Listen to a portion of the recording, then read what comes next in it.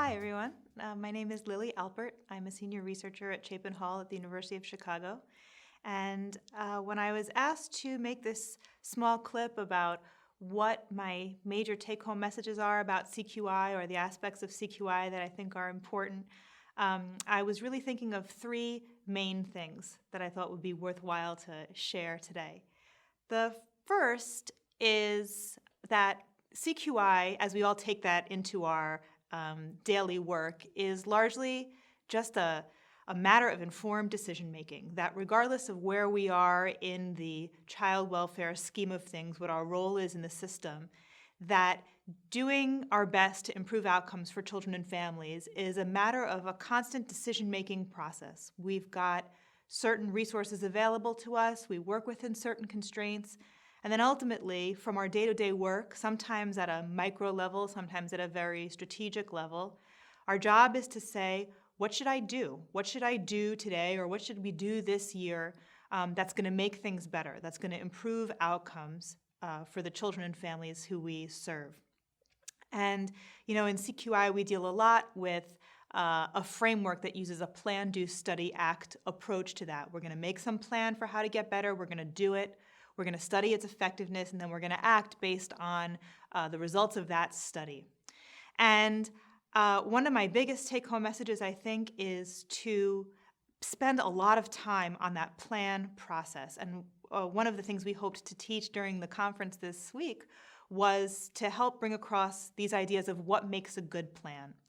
And to us, and the work we do with states at Chapin Hall, and the work that I've been a part of to help train folks in your position to become good decision makers, revolves largely around how do you use evidence to make a good plan. And at its bare bones for us, a good plan contains four major statements. I observe some problem that I see needs improvement. I think it's because of such and such reason, so I plan to do this new thing, which I think will result in an improved outcome.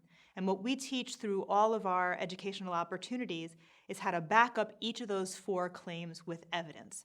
I observe some problem that needs improvement. Well, wait, how do you know? What evidence do you bring to bear to make that argument that that claim is so? I think it's because of such and such reason. How do you know? And so on. And so a lot of the skill set, I think, that it's so important for agencies to invest in is to invest in that skill set of what it takes to develop good evidence to back up claims so that during a CQI process, our counties and our programs wind up with plans, with CQI plans that have legs, that are defensible, and that have the best possible chance of bringing about the change we want to see. I think my second take-home message is encouraging a shift in language from data to evidence, right? Data are the bits and bytes of information that we collect about children and families. They're the individual things we know about them. Evidence is the result of some analysis. What can I learn from all those bits and bytes? What narrative does it tell me about what's true in our system?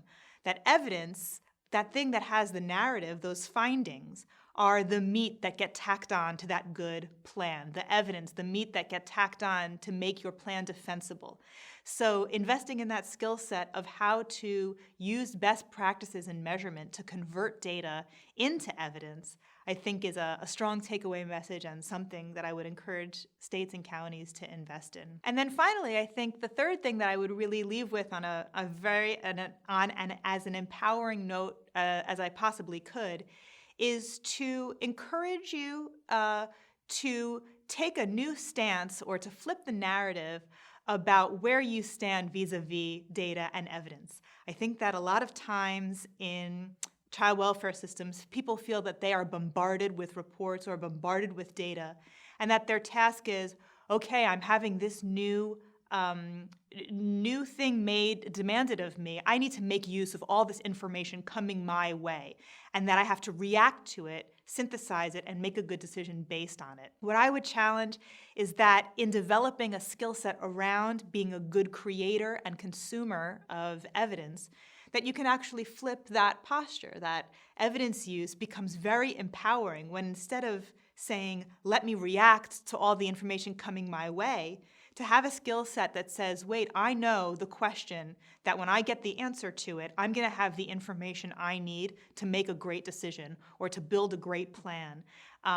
With the investment in that skill set, we become people who take control of the CQI process to say, I know what information I need. I know the report to go to get the answer I need. I know the question I need to ask of my analyst so that when the answer comes back to me, I'm equipped with good knowledge, with good evidence about what's true, and I can build that evidence onto my plan to make it strong, to make it defensible, to make it something that if I'm arguing for resources to put this new thing in place as part of a Plan, Do, Study, Act cycle or as part of a new initiative that I expect to bear fruit in the form of improved outcomes for kids and families, that my plan really has a strong leg to stand on. It's defensible and it's rooted in the evidence that I've helped to create, develop, craft, and curate to build a great argument that I can believe in.